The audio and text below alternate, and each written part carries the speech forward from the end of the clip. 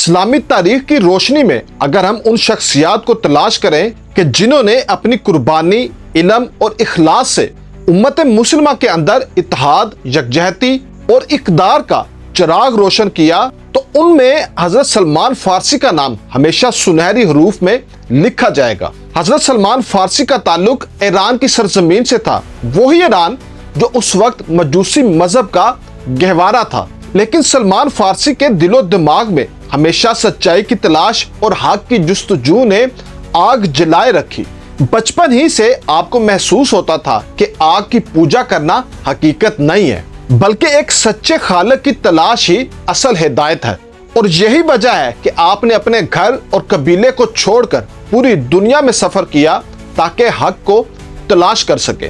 سلمان فارسی نے اپنے سفر کے دوران شام اور دیگر علاقوں میں عیسائی علماء سے ملاقات کی اور ان سے علم حاصل کیا، اور وہ ہمیشہ دل میں یہ دعا کرتے کہ اللہ مجھے اس آخری نبی تک پہنچا دے کہ جس کا ذکر اہل کتاب کی کتابوں میں ملتا ہے۔ اور حیرت کی بات سنیں، ان کے اس سفر نے انہیں غلامی تک پہنچا دیا، لیکن یہی غلامی دراصل ان کے لیے اسلام کا دروازہ ثابت ہوئی۔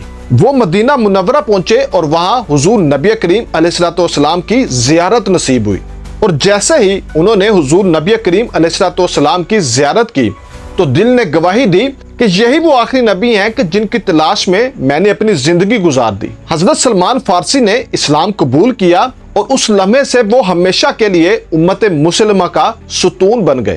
رسول اللہ صلی اللہ علیہ وسلم کے ساتھ حضرت سلمان فارسی کی محبت اور قربت ایک نئی تاریخ رقم کرتی ہے۔ جب غزوہ خندق کا وقت آیا اور مدینہ منورہ پر کفار کا خطرہ چھایا ہوا تھا، اور تب حضرت سلمان فارسی نے ایک شاندار مشورہ دیا۔ انہوں نے کہا کہ میرے وطن فارس میں دشمنوں کے مقابلے کے لیے ایک خندق کھود دی جاتی ہے۔ یہ تجویز رسول اللہ صلی اللہ علیہ وسلم نے قبول کی، اور یوں غزوہ خندق میں مسلمانوں نے پہلی بار اس حکمت عملی کو اپنایا۔ اور یہی وہ موقع تھا جب حضور نبی کریم علیہ السلام نے سلمان فارسی سے فرمایا کہ سلمان ہم میں سے ہیں، سلمان اہل بیت میں سے ہیں۔ اور یہ جملہ نہ صرف سلمان فارسی کے مرتبے کو ظاہر کرتا ہے، بلکہ اسلام کے ان اصولوں کو بھی واضح کرتا ہے کہ اسلام رنگ و نسل کا مذہب نہیں، بلکہ ایمان اور عمل کا مذہب ہے۔ سلمان فارسی کی شخصیت مسلمانوں کے لیے تہذیبی امتزاج کی شاندار مثال ہے۔ آپ نے دکھایا کہ ایک ایرانی، ایک غیر عرب بھی اسلام کے سب سے بڑے محسنوں اور رہنماؤں میں شامل ہو سکتا ہے۔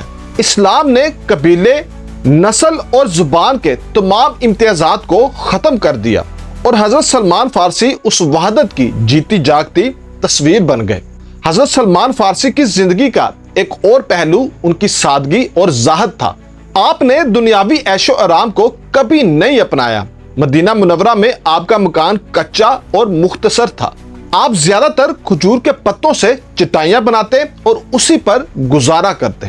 خلافت راشدہ کے زمانے میں بھی جب آپ کو اہم عہدوں پر فائز کیا گیا تو آپ نے اپنی سادہ زندگی کو کبھی نہیں چھوڑا، اور یہی وجہ ہے کہ لوگ آپ کو دیکھ کر اسلام کی اصل روح کو محسوس کرتے تھے۔ اسلامی تاریخ میں حضرت سلمان فارسی کی سب سے بڑی پہچان یہ ہے کہ آپ نے اتحاد اور انسانی اقدار کو ہمیشہ مضبوط کیا۔ آپ نے یہ ثابت کیا کہ اسلام کسی قوم یا نسل کا قیدی نہیں، بلکہ یہ آفاقی پیغام ہے جو ہر انسان کے لیے ہے، اور یہی وجہ ہے کہ آپ کو ترجمان اتحاد کہا جاتا ہے۔ اور آج جب ہم حضرت سلمان فارسی کی زندگی پر نظر ڈالتے ہیں تو ہمیں یہ سبق ملتا ہے کہ سچائی کی تلاش کرنے والے کو اللہ کبھی خالی ہاتھ نہیں لوٹاتا۔ قربانی اور صبر انسان کو ہمیشہ کامیابی کی منزل تک پہنچاتے ہیں۔